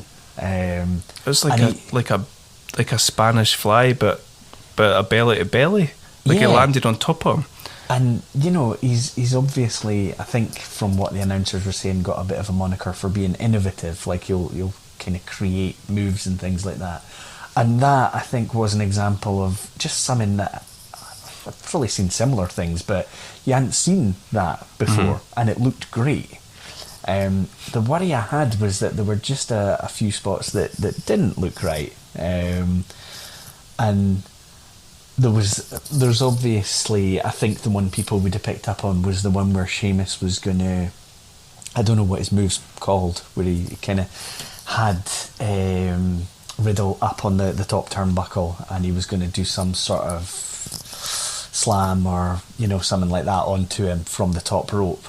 And I think Sheamus has very quickly realised, I'm not going to have the footing for this. So he's played it safe and dropped down to the mat, which was the right thing to do if he thought, shit, this could go wrong. Because he never really seemed to gain his balance on the top turnbuckle. It's a shame, because it looked bad. It looked like, this is clearly not what's supposed to happen, but you're better bowing out rather than potentially hurting both of you, which is what could have happened if he'd tried to go through with it and execute it. That had stood out in my mind. There was also a point where, just like a standing suplex, Riddle couldn't get Sheamus up. Yeah, that was weird. And then he did it again, and the landing didn't look great off it. And I just kept thinking, is he going to drop him on his head? And I wasn't sure. Did you think, the finish of the match? I'm getting maybe a wee bit ahead of myself. Did you think that was supposed to be executed like that? I think so. I don't know if they mistimed it or something, though. Because he clearly took an actual kick, Riddle, and that's fine. You get a bit of blood and things like that, and it looked a bit messy, and I wasn't sure if there'd been a little bit of mistiming between the two of them. I thought the whole match was quite stiff. At times it looked like they were, I don't know. Sheamus especially, I felt was, I don't know I don't really remember seeing a lot of Sheamus matches, but it felt like, like I say, like a lot of it was really quite stiff. And they were really hitting each other, It wouldn't surprise me at all if Sheamus is a stiff worker. I think that maybe would be his style. I think I remember thinking when he had match with McIntyre, it looked pretty stiff as well between the two of them. I just I kept thinking as I was watching the match that they didn't have great chemistry between them, because there seemed to be so many elements where the timing was off and things like that. Quite awkward. Yeah, and that's not to say that either is a bad worker. It's just, I think sometimes they don't mesh together that well, the two of them. I do agree with you in thinking that there is a lot of potential upside in Riddle. I think he's got quite a natural charisma about him, even when he's got the kind of gimmick he's got just now. In the ring, he comes across charismatic. He's got something very watchable about him. Sheamus doesn't. He's kind of feels a bit the opposite. Not to come across too harsh, but he's never. I remember when he had the world title and stuff like that, and I just never bought it. It just didn't do anything for me, Sheamus. Actually, I've got that written down here. Is there anyone out there who is in fact a Sheamus fan? Oh, yeah. There can't be many. And I was also noting that in kayfabe, Sheamus is just a complete dick. Like he just... I can't believe I'm saying the sentence. He just wrecked his scooter for no reason. But like, just like going back over other things that he's done, he's just a bit of a dick. Like not like a heel dick. Like, oh, he's a bad guy sort of thing, and you're supposed to think that, but he's just a bit of a dick. Just like an adult version of a school bully or something like that. Aye. Well, with less charisma and worse hair. And no friends. Or tan. Fuck you, Sheamus. Yeah. Being Anyway. pale's his thing. That's his gimmick. Translucent. Right. I think we've said enough about that. We're looking forward to seeing more Riddle matches. That's what we're saying. Yeah. The next Kurt Angle. Well, I do wonder what's next for him. Rey Mysterio? Okay. No. I do, because I was a bit surprised they took the title off him, to be honest. I thought he would come out as winner of that match. Do you think a push? Yeah, but sometimes that is what they're doing when they take that sort of level of belt off somebody. They're actually doing it because they have bigger plans in mind for the guy. I don't know if he's ready to go into like a world title program, but it might be that he's matched up with somebody quite high in the card, which I think would be good for him. Maybe Braun's ready to stand up to him for anybody that's ever been knocked down by a scooter. Right, yeah. We've got our first ever, certainly for me, a Nigerian drum fight, which we found out is just a straightforward non-disqualification match with artifacts that they've stolen from places around the ring, like a gong and things like that.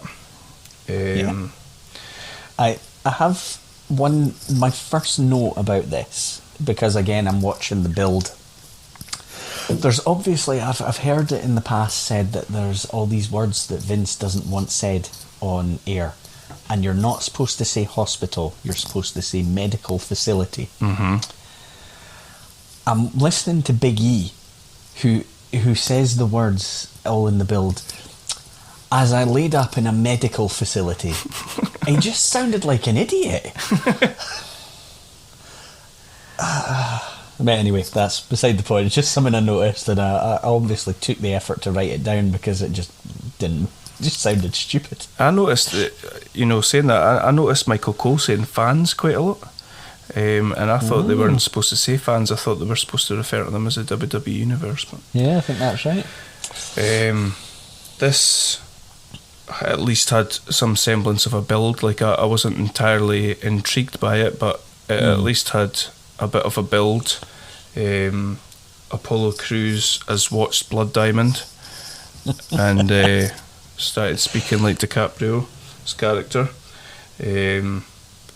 And he's turned into this is obviously a bit of a thing. He's turned into a dick and has started bringing a spear with him to the ring, and he wanted to have a Nigerian drum fight with Big E, who he'd assaulted. That's the backstory essentially. Yep. Couple of big spots in this. Like I said to you on text, I don't really believe Big E. I know a lot of people are quite high on him, but I don't really, I don't get it. I don't think. A lot of people saying he's being groomed to fight, to challenge Roman, but I just don't see it. Nah, I think I quite liked him as part of the group. You know, when they had the New Day as a sort of three-man tag team and things like that, and I quite liked him as comedy. I thought he came across as quite funny, actually, which I don't want to say that was his spot and that was his level and that's what I think of him as, but I did find him more believable in that kind of role. But then like a bit of a powerhouse in the ring. Yeah. And that worked, but like you say, when he's coming across with this sort of impassioned speech. It's just a bit like, all right, okay. Yeah. Okay, mate. They had a half decent match. I like that he hit him with a Apollo standing on the apron, and Big E does the spear from the inside out through the ropes. I like that. That's good. Apollo tries to do a concerto with the steps, which was would have been murder if he'd managed to do that. There's a point where they both had kendo sticks right at the start. Yeah. Because in a Nigerian drum fight, the first thing you're supposed to get is a kendo stick and then have a duel. So Kevin Dunn decides to just start flicking all the camera buttons as they're hitting each other, and I nearly skipped it because I was like, I am going to have an epileptic fit. Yeah, I think someone, there's a former wrestler, is Lance Storm, tweeted that he had to put it off, and he said that he was enjoying the show and he was really looking forward to, I think, the main event, but he had to actually switch it off because he was feeling unwell. What, this match or the main event? This match. Bloody hell. Because of what was going on with the cameras and the lights and stuff like that. Yeah. When they were hitting each other with those kendo sticks, it was ridiculous. I don't know, it's just really odd. Yeah. It's like when somebody points that out to you, you can't unsee it. Yeah. These the flicking of the cameras, it's ridiculous. Is there anything else you wanted to kind of highlight in this match? So the last thing I've got in my notes is some massive guy appears and destroys Big E. Yeah, I thought this was Damien Priest. I was like, oh, he's back. They're giving him something decent to do. Who did you think you thought it was? Tamina. At first glance, Tamina, yeah. But yeah, I it was one of those where I thought, because I don't watch TV, have I missed something? But then I think the announcers are playing the same. They're like, who is that? And stuff like that. So obviously that is just somebody who has first time appeared on the night and is aligned with Apollo Crews. I think it's a guy that was on, Raw. They had Raw Underground. Yeah. What's his name's like Babu Tende or something like that. Does that ring a bell with you at all? No? Slight, yeah. But yeah, they're obviously going with the whole Nigerian gimmick, and he's aligned with Apollo Crews. Yeah. Fair enough. That's them taking the title off Big E. Maybe he will get pushed, similar to what we were just saying about Riddle. Oh dear. Then we had the Raw Women's title match. Yeah. Which was not good as far as I'm concerned. I struggled a little bit with it in that I feel like if you go back a couple of years ago, it felt like the women's division was on fire. And, justifiably main event in WrestleMania and things like that. It does feel like it's dipped a bit, and it's not to say there aren't good performers in it. Of course there are. And the match on night one that ended up being the main event, I think kind of justified itself being in that slot. This one, it just really felt less than, and I hadn't seen an awful lot of Rhea Ripley, who's a very physically imposing, impressive looking performer. I'd seen Asuka in a few matches, and again, good performer and all that. I think she came in really hot from NXT, and basically went and won everything, and then kind of was never in the top spot from then on, really. But I don't know, it just didn't really do a lot for me. Nah. There's a few botches in this as well. It just looked really bad. Yeah. We had just this. It goes back to this demographic thing, and who listens to that music? Like, I know we're the middle-aged Outlaws and all that, but that's fucking garbage. The sort of, I just, is it too much to expect a singer would be able to sing? I don't know. Oh, that sounds like an old person thing to say. Yeah. Yeah. You're just, you know what you were hoping for was, we're Motorhead and we're gonna kick your ass, and then like mumbling through, forgetting all the lyrics. That's what we're after. You know, this shite is the 10th wonder of the world. Rhea Ripley comes out and does her big stomp thing, and the fireworks didn't go off, so she did it again. I mean, they've put over Rhea Ripley, and I assume she's gonna be a bit of a monster champion. I think so. I think Triple H will be a big Rhea Ripley fan. Yeah, and you know, that's fine. It didn't grab me, and it's not to say that, you know, a few months down the line I might see a match of hers and think, it was good, but I just don't see anything in it just now. Me too. I agree. I did like Rhea Ripley paying homage to the Road Dogg with the pump handle slam. She forgot to do the little like thrusty bit, but yeah. New champion. Well done, Rhea Ripley. Yep. I think I've missed out the Hall of Fame. I don't know at what point that was, but we had the Hall of Fame. Yeah, I think well. I could be wrong, but it might have been before the Asuka Ripley match. Right, okay, so we had RVD, Kane. Was this with one of the guys from backstage got the Warrior award? I think was this the one British Bulldog was in, or was he night? He was the first night, I think. Was the first night? Bischoff was in this one as well. Yes, looking goddamn beautiful. He was, yeah. That man knows good hair. Absolutely, I'm very jealous. We got a trailer for Saul Goodman's new attempt at being the next Liam Neeson. Yep. Because obviously if you're watching WrestleMania, then you're into shit films. So here's a trailer, which leads us to the crown jewel of WrestleMania, the main event of main events.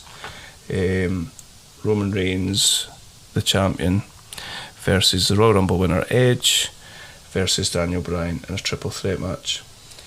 Yes. This was well worth sitting through all of this shite on night 2 for me. Yeah, anyway. I think we've talked before about what, like, we definitely talked about all the WrestleManias and, you know, a great main event being on top, and you want it to feel like the main event, and you know, it can be a big letdown, or it can kind of make the show worth having watched through. And this was awesome, and I remember I'd watched it before you, and I didn't want to message you anything about it until you'd watched it, because I thought if I say anything, it might either big it up too much, and then you know, you go in with expectations really high, or it might you might watch it and not think it was awesome, and I might be like, what? And I just thought, no, I'll say nothing, I'll just not mention it at all. And I'd also been really sceptical about adding Daniel Bryan to it beforehand, because I didn't think it needed it, and I still think it would have been a very good one-on-one match, but I just thought it was a brilliant match. Yep, I agree. Some of the things around this match, obviously Edge had his WrestleMania return last year, but he didn't get a chance to do that in front of the crowd. So yeah, although he had been showing heel tendencies in the run-up and the build-up, he certainly wasn't received as a heel. No. It's really nice to hear that, to legitimately hear that pop for him. And he was loving it. I thought we might have got a live Alter Bridge performance, but apparently Brutality by Ash Costello was higher priority. Anyway, and I like that. I like the whole kind of thing about these three guys have all had to step away at some point due to illness or injury, and here they are, basically the three biggest stars on this show, and they really are. Both nights, I would say, are the three biggest stars, and what they've done with Roman is just ridiculously elevated him above anybody else in the company, as far as I'm concerned. His total box office I really liked, see, when you talk about the intros, you've got quite a sort of contrast between, you know, Daniel Bryan probably playing up to this could well be my last ever WrestleMania. I think his contract's up before the next Mania. Right.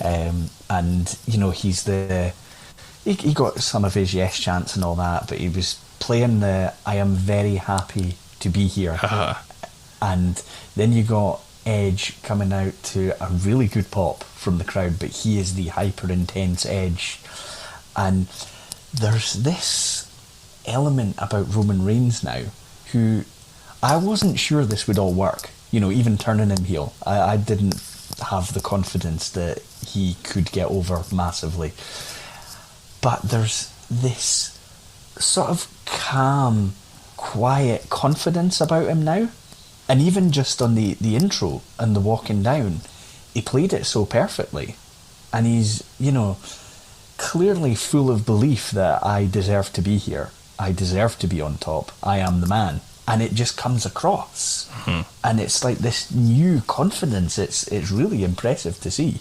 He's exuding character without even doing anything. This slow amble to the ring with a head held high, and he's got Heyman, special counsel Paul Heyman, like weirdly staring at him all the time. Don't know if you've ever noticed that. I have, yeah. It's like this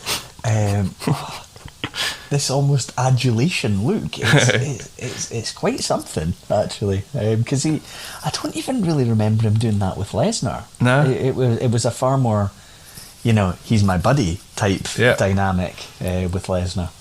And Jey Uso, like what I think what they've been able to do with Jey Uso and what he's been able to do to separate himself, you don't really think about him as a guy that's missing his brother as a tag team.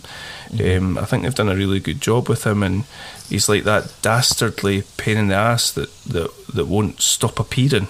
And I like the t-shirt right hand man, like all that character suits him, and I think he's really good at it. It's a great role for him, and I think it does just show, it's probably an indication of how many really talented guys there are backstage that they're just not utilising properly. Not everyone can be in the main event, not everyone can be the top guy, but everyone can be playing a role. And he has found this role and he's excelled in it. Yeah, absolutely. So some of the spots in here were just, it was just spot after spot, and you get that with a triple threat because you can take a guy out and the other guys can go at it, then somebody comes back in, you got another combination of guys, and it worked really well. I liked Edge taking out Jey Uso after Jey was just a complete menace straight in the ring and super kicking people and all that sort of stuff, and Edge gives him the face bust, the brain buster on the stairs, sacrifices himself and takes him out the match. I think I may be jumping quite far ahead here, but there's a spot where Edge and Roman both go for the spear, and they're like a couple of buffalo smashing into each other in the head. I thought it was a really good spot. Yeah, I really liked that spot as well, because it hadn't really crossed my mind that there's two guys in there who use the same move.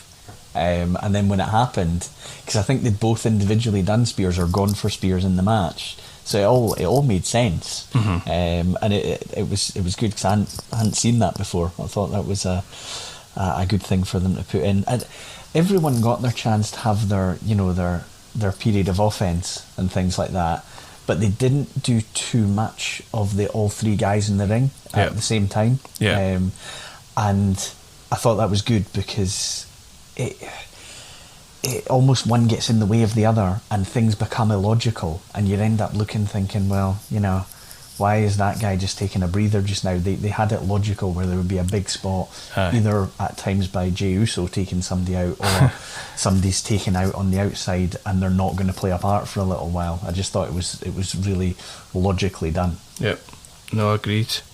I think from here you've got two really big spots that are like the main part of the match. So you've got Roman standing up on the steps, powerbombing Daniel Bryan through the table, which was brutal. He's standing mouthing off to the crowd, and Edge spears him off the steps, which was class. Yeah, that was good. And like Roman's getting genuine heat for the crowd there, and Edge just kind of comes out of nowhere and hits him with a spear. Then you've got Roman and Edge back in the ring. Edge is putting in chairs like you're thinking to yourself, concerto in your head. Roman takes it off him, and eventually Edge ends up sticking him in a crossface. Yeah. Then out of nowhere, Bryan appears, and he sticks on. Is that his yes lock that he put on? And they're both got the submission on Roman. That was incredible. I've never seen that done before. I don't know about you. Yeah, I think I have in a triple threat before, and I think it was maybe in the Jericho Benoit angle. I think Kurt Angle ended up in both the Benoit's crossface and the Walls of Jericho at the same time. Right. But what I really liked about this, there was a point Reigns was about to tap out, and Bryan jumps in the ring and catches his hand just before he applies his move. I just thought, really nice little spot to put in. Thought that was good. And Edge is looking at a bit, it's almost a little bit of comedy there, and Edge is like, let go to Daniel Bryan. Then they start headbutting each other. And Roman's getting pulled about all over the place. And he actually ends up tapping on Edge's leg. Don't know if you saw. I saw on Twitter. He's tapping on Edge's leg, and I wonder if he's saying like, "Remember that I'm in here whilst you guys are headbutting each other," because he's got that bit of the chair in his mouth, I think, at this point. Yeah, he does. Which again was a nice little I've seen a crossface plenty of times over the years, but just adding a slightly different element to it. Aye. So then at some point, I think after this, they get to a point where Edge has hit a spear on Bryan, or he's hit a spear on Roman, and he's it looks like he's won it. And Daniel Bryan pulls the ref out the ring. Yeah. Miraculously gets back on his feet, pulls the ref out the ring.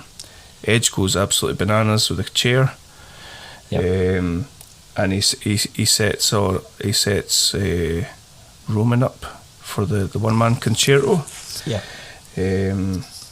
What happened from there? Daniel Bryan come in. Oh no, Jey Uso appears again, of course. So Jey Uso's just recovered enough to make the save, and then they go into the Edge spears Jey Uso to get rid of him. Reigns hits Edge with the spear.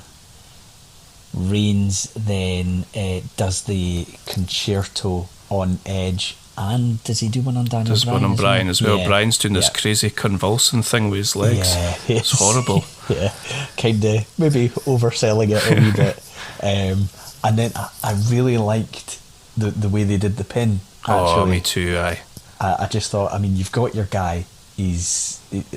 Have him beat both. That I really liked that, because Roman Reigns is basically the only thing keeping this going. That from a WWE point of view, in terms of my interest in storylines and everything like that, and it probably will get stale at a point, but it's nowhere near there yet. So for him to just definitively have his "I am pinning both men at the same time" moment, and being able to walk away with the belt, I just thought was such a good way to finish it. I totally agree. Like, they've made him look like, obviously he looks like an absolute animal. Like something as simple as taking that bloody bulletproof vest off him, he just looks like an absolute Hercules. But they've shown that he's got this weakness, this arrogance of like, acknowledge me and I'm the main event and all that sort of stuff, and just tease these little bits out of him. But at the end there, you're taking absolutely nothing away from him, and he looks like an absolute machine. He just looks amazing. For me too, I'm the same. I think he's the best thing going, and I think they're really struggling with anybody, even Edge and Daniel Bryan. I think there's a long kind of gap between them. I think that I mentioned this to you earlier, and I think one of the big problems they've got guys that are over. So Edge, even with the heel tendencies, was still getting a good crowd reaction and all that. Daniel Bryan is always going to get a pretty good crowd reaction. But when I'm thinking of your huge baby faces, and I'm talking, you know, you're not going to get an Austin, a Rock, a Hogan, or a Cena just appear like that. But I don't feel like they've got anyone who's ready to match the level of heel Roman Reigns is just now. And it just makes me wonder who's next and kind of where do you go with it, because he's so good at the current role and at being this monster heel that it's hard to imagine anyone competing with him right now. Yeah, just looking across the card and looking at the people that were wrestling on WrestleMania, especially faces. Yeah, I can only really see Big E. You know, like, unless they go back into another one of those matches with him and Apollo Crews, but I suppose he got kind of screwed out that match by that guy interfering. I guess they maybe do Edge and Roman again. I would guess Daniel Bryan might retreat. Yeah, and they might well do that. And I think the point Daniel Bryan was making, some of it will be, you know, kayfabe obviously, but I think his intention is to go part-time. And I think his, you know, the story of him wanting to be in the Mania main event and saying this could be my last WrestleMania, I have a feeling he's still going to be at WWE, but working a lot less dates and probably unlikely to ever get the opportunity to headline a Mania again. And I probably wouldn't have that much interest in a Bryan Reigns, you know, one-on-one. I would, you maybe get a match out of it and then you move on. Edge, yeah, I think he's maybe the closest they've got just now, but they need to build someone. They need to get somebody who is maybe just a couple of rungs below and elevate them. It's just how you do that, because it takes time, and Reigns is so far ahead just now that I don't know how you recover that. What about the return of Jimmy Uso? I was kind of joking, but like, that is a genuine place you could go.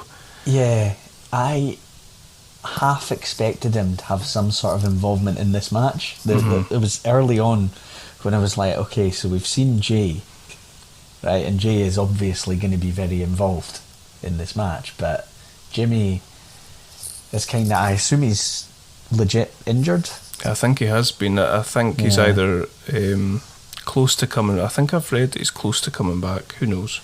So there's a few different ways you could play that, because he could align himself and then, you know, turn, or does he come back as the, you know, trying to free Jay from what he sees as the role he's in being inappropriate or something like that, and but then I don't want this Reigns thing to end anytime soon.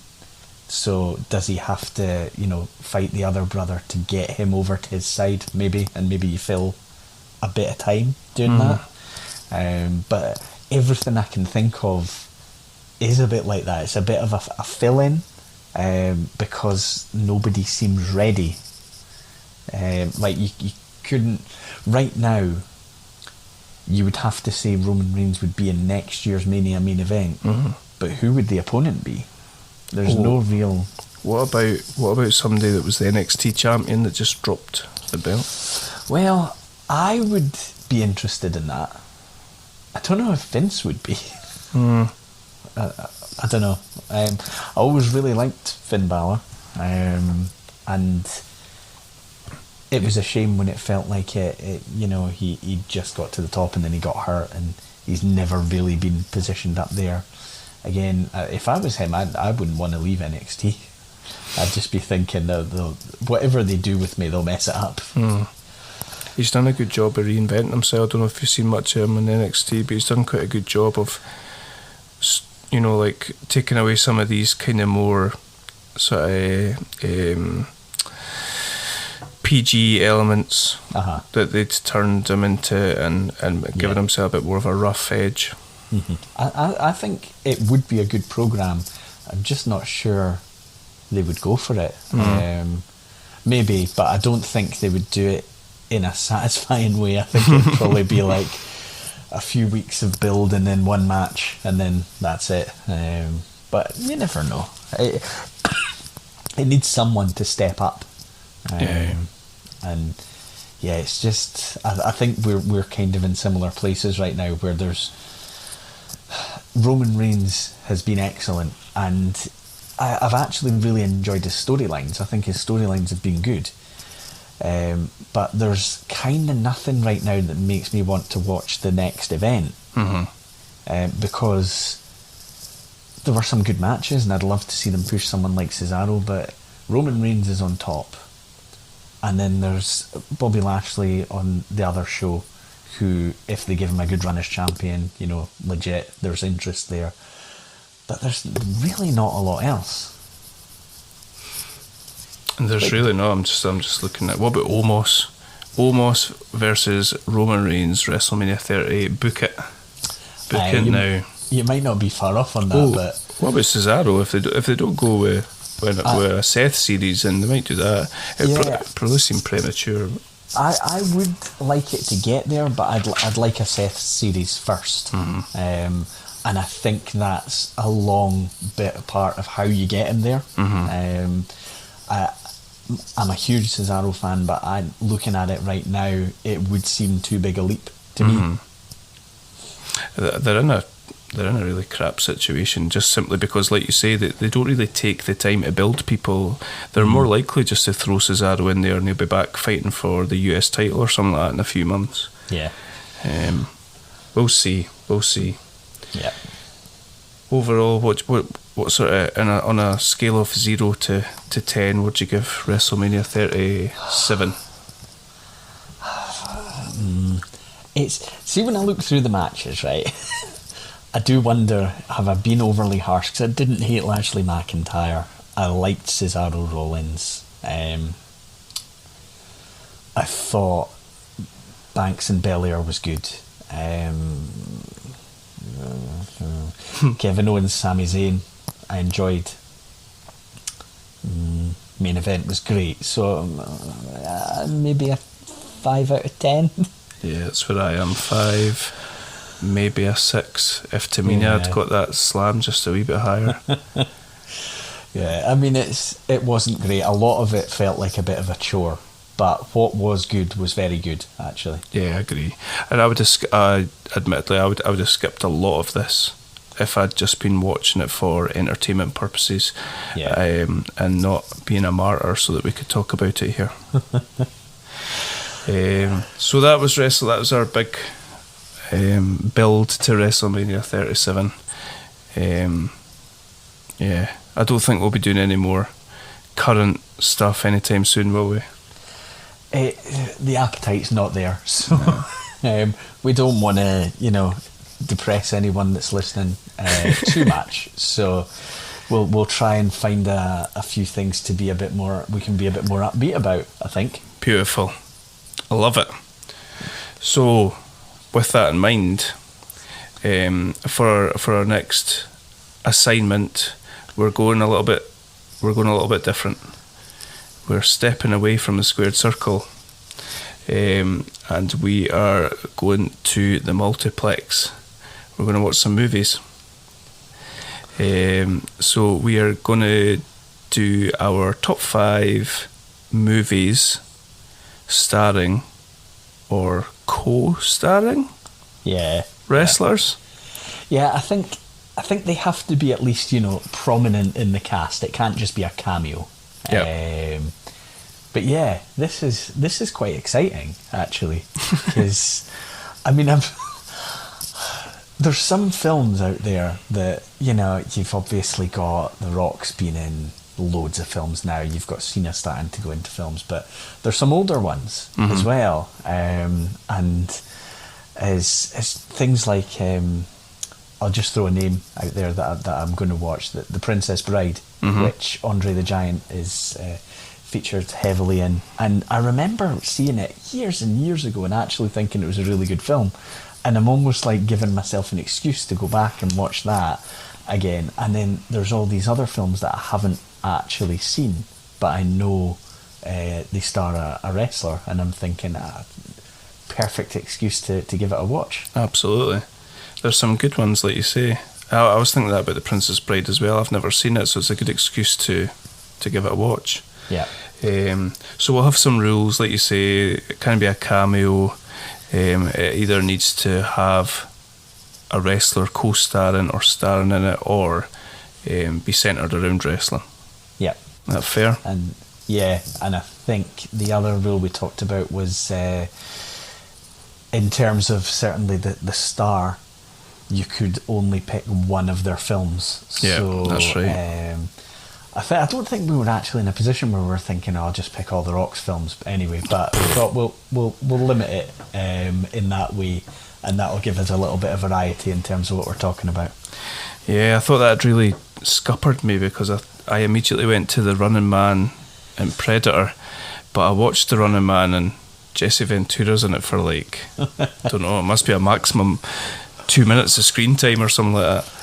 Across the piece. It was a good excuse to go and watch The Running Man, right enough. Yeah, that's fair. I might. Do I need to rewatch Predator? I've seen it quite a few times actually. My goddamn sexual Tyrannosaurus. So this is obviously, this is all related to the news that Charlotte Church, I was going to say there, Charlotte Flair was filming a remake of Walking Tall. That's really what this is all related to, isn't it? You were real excited about this news. Well, I found it a little bit surprising. That seems a weird thing to do. Like, of all the films she could be in. Yeah. I'm not going to, make any assumptions about her acting career. She might be brilliant. I don't know. But it just seemed a weird film to be doing. Hasn't Bruce Pritchard said that it's his favourite? Is it JR or Bruce Pritchard have said it's their favourite film of all time, the original Walking Tall? I don't think I've heard that bit. No? Yeah, it wouldn't surprise me massively. No, JR's a big John Wayne fan. Yeah, all the John Wayne films for JR. Bagow.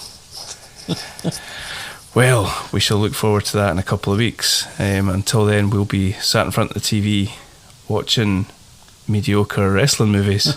Awesome. So I'm looking forward to. Probably better than spending too much time watching mediocre wrestling. Aye, that's it. Watching 5 hours of 6 hours of bunnies and whatnot. Yep. Give us some feedback if you.